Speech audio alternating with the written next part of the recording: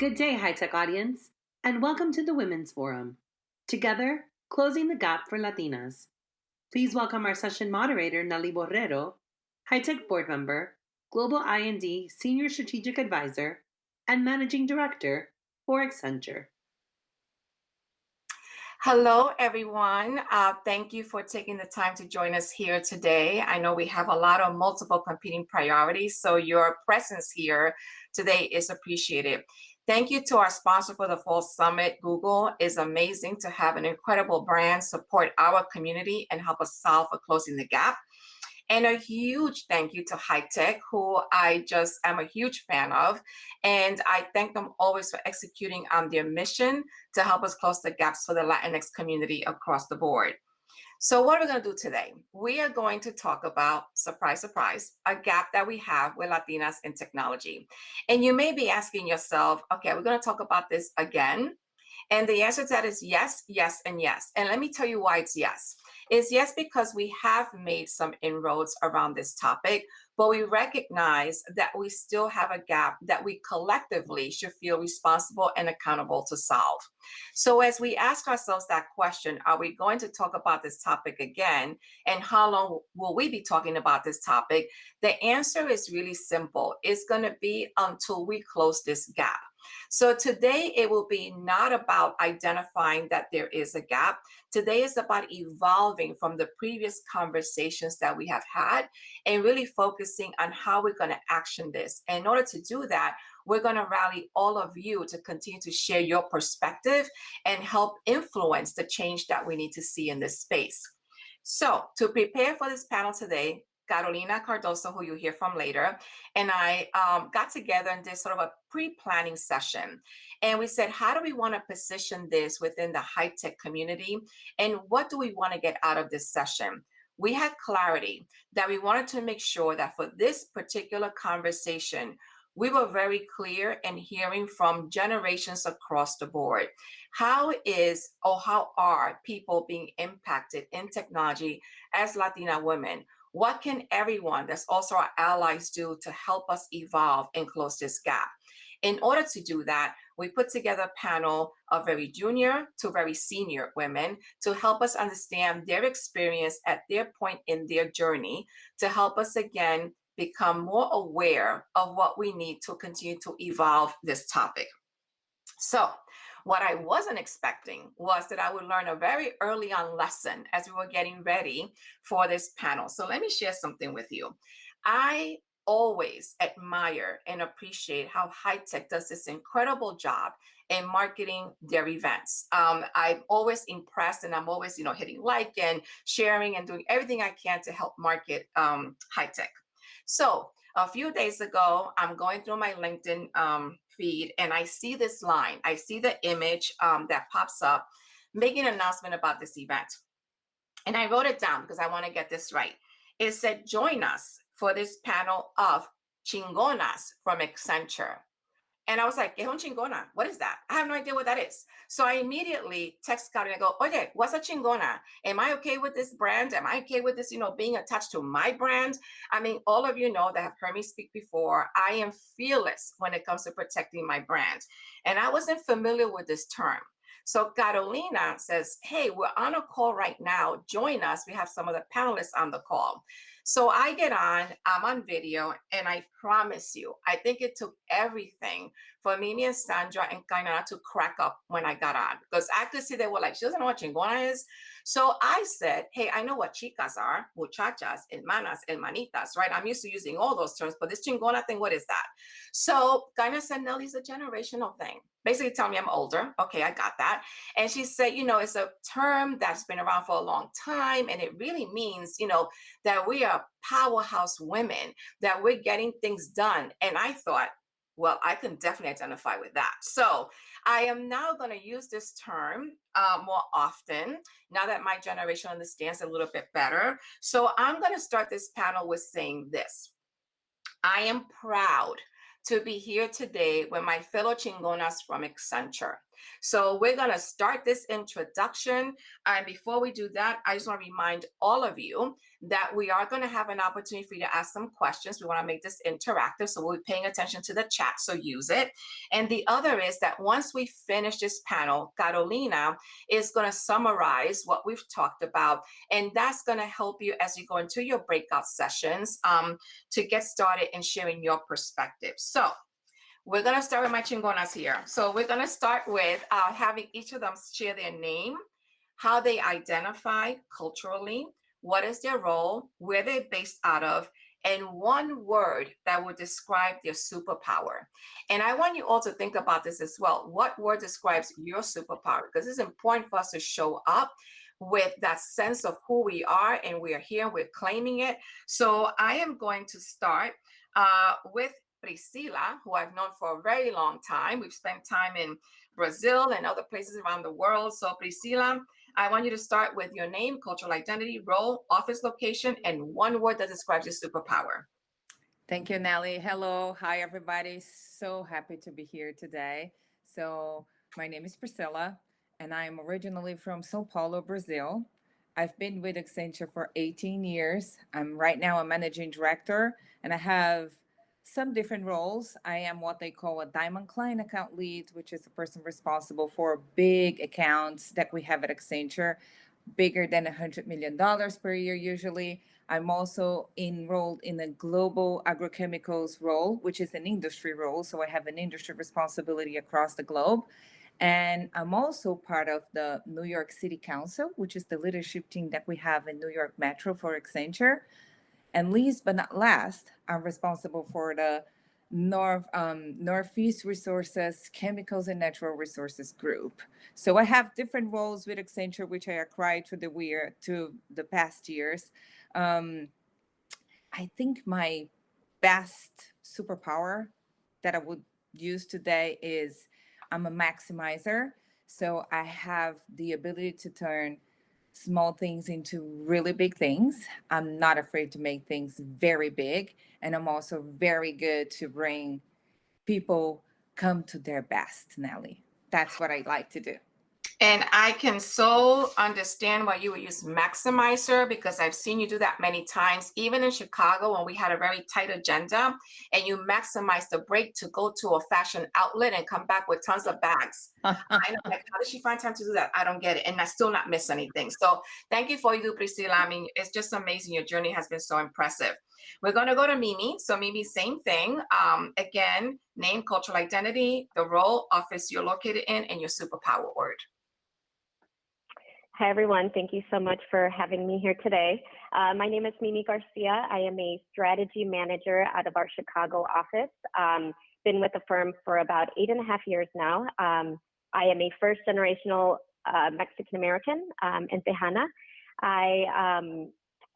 Aside from being part of our customer sales and service practice, I also serve on our national Hispanic American ERG, serving as the chief of staff, supporting 31 chapters across the nation.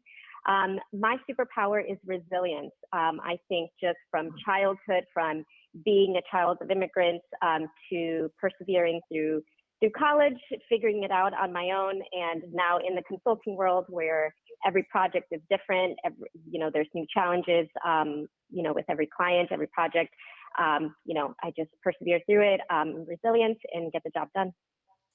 I love that, Mimi, because resilience is something we talked about back in June, for those of us that were together in June. And just to remind everybody, resilience is the capacity to recover quickly from difficulties. It is about our toughness. So I love the fact that that's part of your superpower, because I think in today's environment, we all need to be resilient. So I'll go to Sandra. Sandra, I saved you for last for a very specific reason. And that is because after your introduction, I'm going to go to you first for the first question. So again, let's go with, cultural identity, role, office, location, and your superpower. Of course. Hello, everybody. My name is Sandra Chavez. I am originally from Lima, Peru, and moved to the United States when I was 7 years old. I am a technology consultant based out of Tampa, Florida, serving a lot of our financial services clients here in the United States. So I do have to say that my superpower is solving. I really take a lot of pride in my ability to problem solve, and it's what allows me to be courageous and fearless in all of the challenges that I take. What an honor it is here to be with you all today, and I'll turn it back to Nellie. Thank you, Sandra. And I will say, I still have the image of you almost cracking up when I didn't know what the word was. So anyway, we will forever have that moment in our journey. So thank you for that. And I love solving because that's what we do, right? We have to solve constantly all of the time. So we have a maximizer, we have so much resilient and solve, but I bet you all three can relate to all these three words. So I want to thank you all for sharing that. So part of what we want to do is we want to talk about those moments where our panelists knew and understood when they wanted to focus on technology being part of their career. Many of you could probably think about when you had that clarity and that moment. And the reason why this is so important to talk about today is because we want to have an awareness of those around us, whether they're young individuals that, through our family, our network, our community, or they're people within our work environments that are looking to shift and evolve their skills. So, Sandra, I want to start with a couple of things here. So work with me here. When did you know you wanted to focus on technology? And more importantly, are you fulfilling the expectations that you had of what this industry would be? If yes, how? And, if not, what do we need to do to help you get there? So I know it's a couple of loaded questions in there, but I think it's all into one story. Yes, of course. And I'll take you back to my career aspirations that I had when I was growing up. I actually thought I was going to be a lawyer, working specifically with immigration. And I was like, La lucha sigue.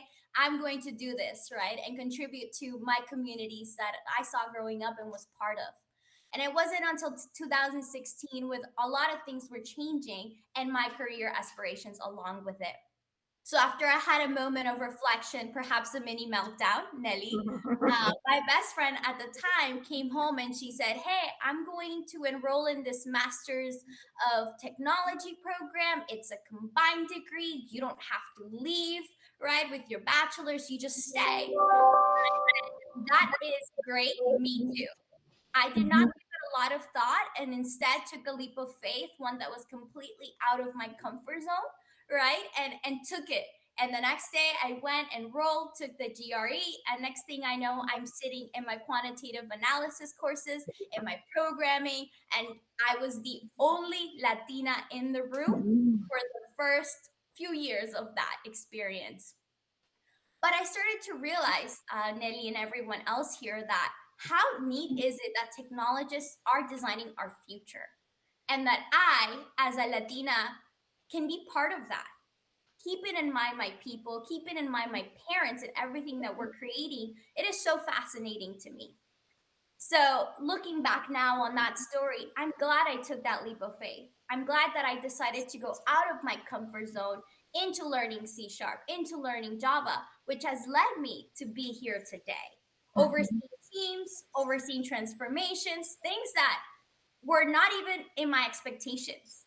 To be very frank, everyone, I did not have any. I was just taking, again, a leap of faith on myself, and I was going to figure it out. And what's really interesting about this story is that although I did not see myself as a woman in tech, or even had the capability of being part of this, I get to be part of Accenture, where I really feel like I belong, where my voice is heard, and when I feel like I can contribute and I am taken seriously. So, moral of the story, did not see myself in technology, but I am really glad that I took that chance on myself and that I get to be here with you all today. So that's great, Sandra, because so much to unpack there. But really quickly, before we go to the next question, is you took a leap of faith. You didn't see it. You got yourself into it. You were the only Latina at the time in those courses. You got into the experience of your career, and you have seen this as an opportunity to help evolve, right? So we're going to come back to some of that. I didn't forget the almost mini breakdown you mentioned at the beginning, or meltdown. So because I think we can all relate to those. Goodness, I've had plenty of those. So we are going to tap into that a little bit later. I'm hoping we can have time to do that. Priscila, I'm going to go over to you, and I'm going to read this question very carefully because this is so important that we really, really dive into as well. So here's the question. There is a narrative around why Latinas may not be well represented in the tech field. what is your narrative about the Latinas in tech? What would you like to change around that overall narrative? So I do believe, Nellie, that in technology, there's already a lower representation of women in general, just because it's a usually the technology teams come from engineering.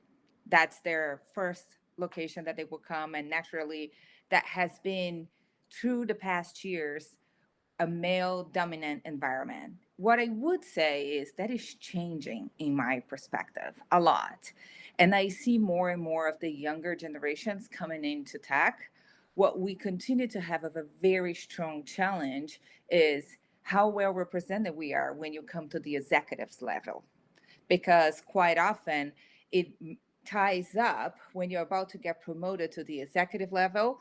You're going to be getting married, you're going to start having kids, and that comes as a double challenge to all the women in the field, because they are usually the ones that hold the family together, that will sacrifice their careers in order to be able to take care of the kids and to make sure they're going to have a very good future. But I do believe, Nellie, and I see this every single day, there are so many successful stories, so many of them. I was just recently, we were looking into the 100 powerful people in technology from high tech. 45 of them are women, and they're amazing. They are at NASA, Nina Vaca. Oh my God. And even you, I know you for 13 years now. I was just speaking with Carolina that when I met you in Brazil, I was a manager. And now I'm part of the leadership team living in New York. So I do believe that there is the narrative and a perception that I believe is changing, especially with the young generations. What I would like to see really is all the women to be able to pursue their careers in technology until the C-suite, which is when they're going to see the difference that they can make, because we are creative and we are passionate and we care about the people as well. So I would really ask all my fellow women that are working technology companies to get inspired by their own narrative and make sure we tell the amazing stories that are happening right now. That's how we get the confidence. That's how we inspire the younger generation to become part of what we do and go capture what is ours already. It's an amazing opportunity, which is exactly as you said. Go take care of your brand. Go work with the companies and the institutions that are doing this today, like high tech, like many others that we have, when you're going to highlight the successful stories and get all the other young generations to believe that they can make it. It doesn't matter what's the path. Yeah, it's so interesting, Priscila, right? Because knowing you for a long time, I've seen your path, I've seen your confidence, I've seen your assertiveness. I see what, when you've had that inner voice be, negative, how you quickly change it, right? Is that ability that you have. And what I'm taking away from what you said is so important, and I want to repeat this, is we gotta get excited about our own narrative. And the only way we can get excited about our own narrative is if we pause to really understand it ourselves, right? Why don't we pause and say, when I did this 3 years ago, that was kind of very bold, and I should be very proud of that, right? We have to start taking the time to think about those moments where we showed up in a way that was impressive, that resulted in actions, and we have to tell those stories. So telling those stories is really important as well. So thank you for sharing that, Priscila. I think that's spot on. So Mimi, we're going to go over to you. And what I want you to do is I want you to think about 1 or 2 actions Latinas entering the tech field should take. And the reason why this is also really important is because we can ask Latina women to take these actions, but we also have to prepare the landscape around us to recognize how to embrace those actions we are about to take. So for the audience here today, it's about listening to Mimi and her actions that she's going to talk about, and then asking ourselves, what actions do we need to take to make sure she can execute on those? So Mimi, over to you. Thanks, Nellie. I would say my recommendation for Latinas entering the tech field is to be objectively curious and remove the fear in blind networking. Many times people new to tech have preconceived assumptions or a limited understanding of the different paths within this space. This is no fault of our own. A lot of us didn't grow up with parents or family members who work in this space, let alone are familiar with this industry. But most often than not, a lot of people think that all tech jobs involve coding and are intimidated or simply not interested. I challenge people to conduct their due diligence and learn about the breadth of roles within technology. So, I mean, that sounds great, right? But what does that look like? I'll share my uber innovative approach when I was starting off my career. I used to look up job postings with key buzzwords that align with my interests and aspirations. And I would read the roles and responsibilities to see if it was something I wanted to dig deeper on. And many times I come across new roles that I never knew existed. And I would then do a LinkedIn search for people in those roles and reach out to learn more about, their role and general experience. And by doing so, I was able to get a better understanding of what the day-to-day looks like for a particular role, which would help me get an idea if this was something that I wanted to pursue. But I think the biggest takeaway in doing this was the tangential experiences that people would share that shed light on new roles or paths within technology. While there's truly nothing innovative about my approach, it worked, which is what mattered. In full transparency, this is still something I do today within Accenture. Quite often I'll reach out to people that I don't know, but that I know from, secondhand that they're doing interesting work, or maybe I attended a session where they spoke and I was inspired by them. And although they are doing something that maybe, just at first sight doesn't seem like it's something that I would be interested in, I still take that initiative to reach out to them to just learn about their journey and, start to kind of shape, where I want to pursue, where I want to grow, what additional skills I want to learn within the tech space. That is actually how I landed in the practice that I'm in today, and working in the customer experience space was reaching out blindly to people within Accenture and just networking and learning more about their journey. So I can attest, even though it's not super innovative or overcomplicated, it really does work, and I'm testament to that. I think that's great, Mimi. So a couple of things there, what you said, right? It is the reaching out. It is taking sort of that position of I'm going to seek to learn, seek to understand. I have a vehicle by which to do that, whether that's through social media vehicles, whether it's through your current employer, in your case here, Accenture. But as we think about all the women participating today, their employer, their brand. So as we listen to that, there are two things that come away, right? One is taking the initiative to go and seek to understand. The other is on all of us, right? When someone reaches out, and I know it's hard because we have so many things going on, when we get those LinkedIn messages and saying, hey, I want to connect. And by the way, do you have a few minutes? I would love to learn more about this, about that. It takes a lot for us to really say, yes, let's respond, let's engage, because there's so much going on.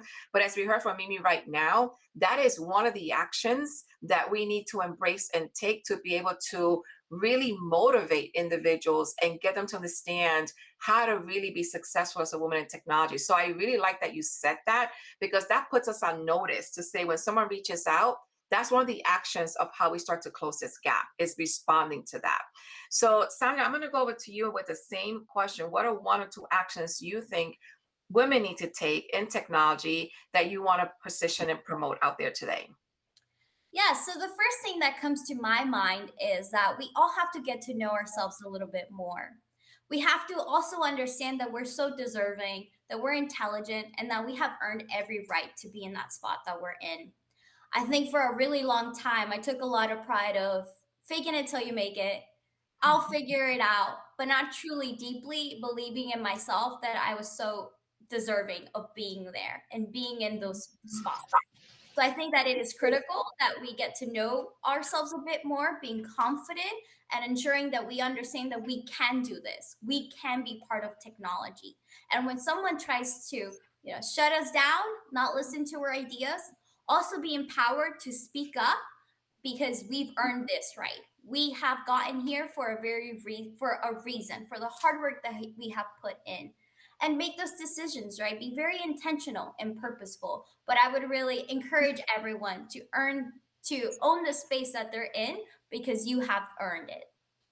I think that's excellent. I think that point around believing in the fact that we have deserved things, but we have earned them. Guyana's always saying, you don't deserve it. You've earned it. You've earned this. You've earned that, right? It's what we have earned. But what we have earned, how do we believe that? And for those of us here today also is how do we help guide some of the talent to help them see that they have earned it as well? What role are we playing to help them with that narrative? So Priscila, I had a question planned for you, but then I saw one come in that I want to actually position towards you. And that one is, how did you find your confidence? That's a very interesting question because it comes with time, right, Nellie? At the beginning of my career, I was the only managing director in Latin America in the midst of 11 other managing directors that were all male. And it took me time and speaking with people. So we cannot not get in touch with other people that have been through what happened, whatever is the situation that's going on with us at that time. It helped us a lot to speak with other people that have been through similar situations that we are going through, that had experienced lack of confidence at a point. I do believe it requires also learning about yourself. So I did a lot of sitting down, trying to understand what were the things that were bringing me fear or anxiety of lack of trust myself. So it is something that you purposely has to work on. You won't just grow confidence because you're going to go through situations through the course of your career that are going to be challenging. It's natural. And you add on being a woman and you add on being a Latino woman. So I do believe that if you don't purposely work on building your confidence, on understanding your brand, on knowing who you are and who do you want to be, it's harder. So I would say it's hard work that you have to commit yourself with you to make your confidence grow. Yeah, and that's beautiful because when you say is to think about who you are and who you want to be, that again requires us to pause and give that very intentional thought. We've spoken in the past about brands and how important they are. Yep. Is how are you cultivating that, right, Priscila? So I think as you say that, I want people to feel the essence and the power of that because we own that. Nobody Yeah. owns that for us. We own that. And we have to give ourselves the gift of time to pause to be able to focus on that. So thank you for that, Priscila. So I'm going to go to Mimi and then Priscila, I'm going to go, well, there's so many good questions here, but I want to make sure that others, have the opportunity to ask questions. So if you want to start typing in other questions, please do. But Mimi, I want to go to you for a second here and say, and the question is, what pearl of wisdom you want people here with us today to take away with them? What would that be from your perspective? Yeah, so my pearl of wisdom for the audience is to accept uncertainty and embrace change. Career journeys are not meant to be linear and will be filled with unexpected turns, highs, and lows. In all fields, especially in tech, it's ever changing, which means there's always continuous learning needed to stay on top of the game. This can be exhilarating, frustrating, and worrisome all at once. But I encourage you all to embrace all the fields. I guarantee you'll learn something about yourself through all of those emotions and experiences that will shape your professional and personal journeys. Be willing and ready to embrace your destiny, even if it means veering off the track at times. Yeah, and that is so important because there are so many lessons in this journey. And when you say, you will learn a lot through this emotional sort of journey, it's really important because we have to ask ourselves, what is happening at this moment? Why am I feeling this way? What part do I own? What have I done to me? What's being done to me, right? I think it's a combination of so many different things. So I think that is a great pearl of wisdom. So I'm going to go, Priscila, back to you really quickly here, because we do say that many times or sometimes we experience some biases in the workforce that are clearly directed and aligned to the demographic and the culture we represent. These are things that we must talk about. So I want to ask you, have you ever been impacted by a bias that was directed towards you, whether it was through your gender, your identity, your culture, whatever it is that you think will be of benefit to share with the audience today? Yes, I fully agree that we need to talk about that, Nellie, and I really appreciate that you bring the topic with transparency, which is, I think, part of your brand too. And I learned to really love being myself by watching what you do, because we need to be truthful to ourselves. I experienced bias many times through the course of my career and personal life. I do believe many of us has as well. I think it grew up on me in different ways, Nellie. I do not believe it helped me back in my career, but it made many situations harder than they should be or that they could be, I believe. So I experienced being things first as a woman. Since I was in Latin America, surrounded by a male environment, I work in a very male dominant industry. So it's called resources, and majority of the executives that I work with are old men, which it's part of life. But I'm and I look, thank God, younger than what I really am. So quite often when I was in a situation or in a meeting, people wouldn't take me seriously, for example, because they would think I'm young. So I still do experience things sometimes, and sometimes it's harder. What I can say, Nellie, though, is that I learned to be prepared for it and to know exactly how to address it when things happen. Because in the past, when I was at the beginning of my career, I was not prepared. So quite often it took me by surprise. And when we are caught up by surprise, it is much harder for you to take the right action, to stand up for yourself, and to get out of a difficult situation. Today, I can say, and I think that's the most of the advice that I can give to my fellow women that are in this market today. You have to be ready, because if you know that this can happen and you know what's going to be your reaction, it's going to be less harder.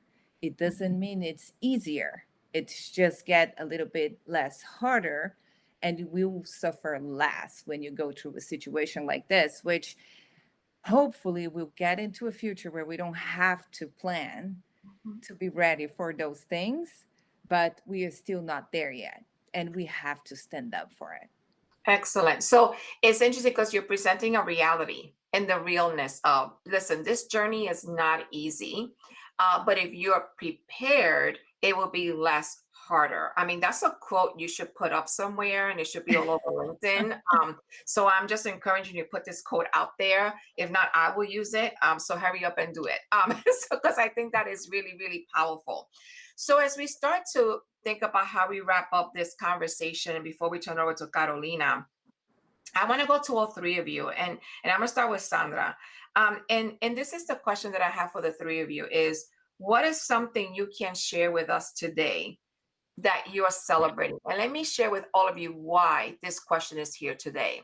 It's here because we typically, I go back to that word pause that I've used many times. We typically do not pause to celebrate ourselves. We celebrate everybody else. Yes, we do. We do a great job at it, right? We've gotten very creative in how we do that in the circumstances that we're living in today. But I want to today encourage the three of you and all of you to think about, if you had to answer that question, what are you celebrating today? So, Sandra, what are you celebrating today? Yeah, so today I celebrate conversations with myself that I've been having lately. Being a first gen immigrant Latina, it's definitely come with its side effects. To shed some background, my mom had three jobs my entire life. She's still, working hard every day, and that caused me to grow up pretty independently and alone, and taking a lot of responsibility early on in my life. So I didn't realize how much all of this in my upbringing impacted me in the way that I see the world, in the way that I see myself, and how I react to situations. So today I'm very excited that I've actually realized, taken a moment to reflect that perhaps there's some room for improvement in how I feel about myself. So today I'm very excited that I have sought help, that I've had these difficult conversations with myself, and I'm excited to break the cycle, to really show everybody that it is possible, that we do not have to continue with what our parents are doing, right? That we can make improvements, that we can succeed, and whatever that means to everyone. We all have a different definition of success. So I'm glad that I've taken the moment to reflect, to pause on my story, and make sure that I move forward and that others can do it too. So let's all celebrate ourselves today. Sandra, I want to pause to celebrate you as well. I mean, that was beautiful in so many levels, because it is recognizing the sacrifices that those who have raised us have gone through. It is recognizing that as a result of the hard work they had to put in, there were times that we might have felt lonely or whatever the case was. Then there is the grace you're giving yourself now to say to yourself, yes, this is what my experience was, but I'm going to move beyond that. I'm going to break this cycle. So I will tell you, I mean, that message right there is beautiful and needs to be packaged for all of us to recognize that it's about recognition and it's about grace and moving forward. So thank you for sharing that. So I'm going to go to you, Mimi. Same question. What are you celebrating today? I mean, that's a hard act to follow, Sandra. I got emotional hearing that. I can empathize with almost everything that you said. I think what I'm celebrating today is Accenture just recently announced some promotions, and I've had a number of Latina mentees who were promoted, and just outside of promotions, recently got admitted to grad schools or got married. And so I think for me, I take mentoring, it's a passion of mine. I mentor within Accenture, outside of Accenture, formally, informally. And I think for me, I celebrate when my mentees are able to accomplish something, whether it's, something small, just daily triumphs, or something big like a promotion. So that's what I'm celebrating today, is the success of my fellow Latinas, my mentees, my friends. And so, yeah, that would be mine. That's great. It is celebrating those around us that we recognize have worked so hard, and we're helping them pause to celebrate as well. So I think that's wonderful. We should all do that, right? I love doing that. So, and in the process, you're celebrating you too, because I'm sure many are celebrating you as well. So thank you for that, Mimi. So Priscila, I know you're ready to answer the question, but 2 questions have come in. So, and I know we don't have a lot of time, but I don't want to leave people hanging here. And then we're going to go to Carolina. So really, really quickly, I want you to think about this question. In the spirit of push up, pull up, what are some of the most impactful ways that other leaders or allies can help support Latina women in this journey in IT? Highlight the amazing things that they are doing for themselves and for everybody else. That will help them achieve a growth in their confidence, and will actually help you, our confidence, your personal confidence, to grow as well. That's our obligation. It's our job to elevate and to highlight the good things. Spending time with them is really important, as you say. So when somebody reaches out, you have to go.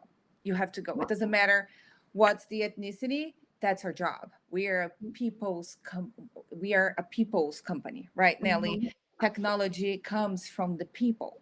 So highlighting the good things, it's the best thing we can do, because the effect is immediate. You highlight something good, and the good virtual circle starts to build around it. I love that. So we're going to leave a question here, but I encourage whoever asked this question to send it to them via LinkedIn. You have all of their names. The question's going to come up for all of you is, was there ever a time that you wanted to give up? I'm sure we can all point to times that we've wanted to give up, and we don't have the time to get into this now, but maybe in the breakout sessions. But Priscila, before I turn over to Carolina, really quickly, what are you celebrating today? Because I know I'm celebrating for you. So what are you celebrating today? I am actually celebrating 2 very important things, both of them related to my career. And I'm doing about myself this time, because usually I'm about everybody.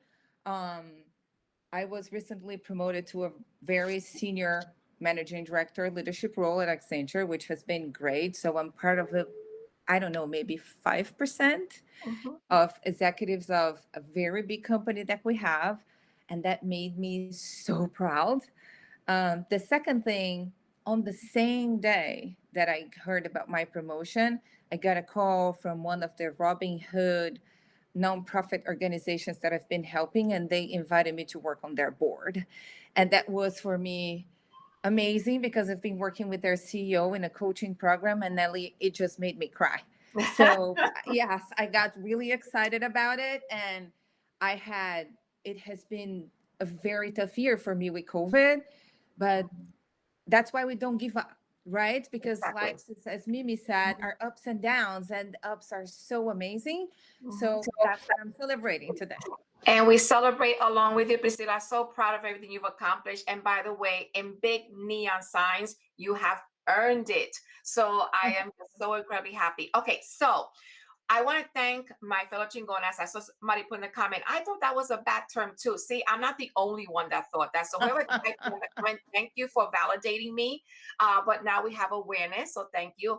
I'm going to turn to Carolina, who, all of you know that have heard me speak before, is someone that I have a high level of respect for and appreciate so much. And she's going to sort of, summarize this conversation and then lead you all to your breakout. So Priscila, Sandra, Mimi, thank you so much for your engagement today. Carolina, over to you. Thank you, Nellie. Congratulations again to everyone and their celebrations. I always take some nugget of wisdom and pearls of wisdom with me. Just want to spotlight a couple of them. First, we heard Priscila talk about getting inspired by your own narrative and make sure you're telling the amazing stories that are happening to you right now. And to be ready and stand out for it is something that I think we all need to take away ourselves.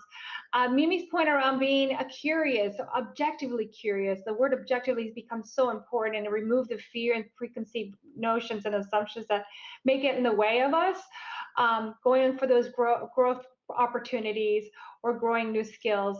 As part of that, it's also to tap into your network, your extended network, but also be responsive to those who are reaching out. So create that space for that. And then lastly, Sandra, I love this notion of these. In the midst of many breakdowns, you can find breakthroughs. So it's taking that leap of faith, it's finding and extending beyond the comfort zone, but also around this notion of being self-promoting and believing yourself and being confident. So with that, I want to say thank you to everyone today for joining us on this conversation on closing the gap for Latinas in tech. We will be going into breakouts to give an opportunity and a space for you to continue sharing your learnings, your pearls of wisdom, so that we can all collectively grow together and stand up together to closing this gap. So with that, take a moment now to go to your breakout, grab a cafecito or tecito, and see you in the breakouts. Thank you.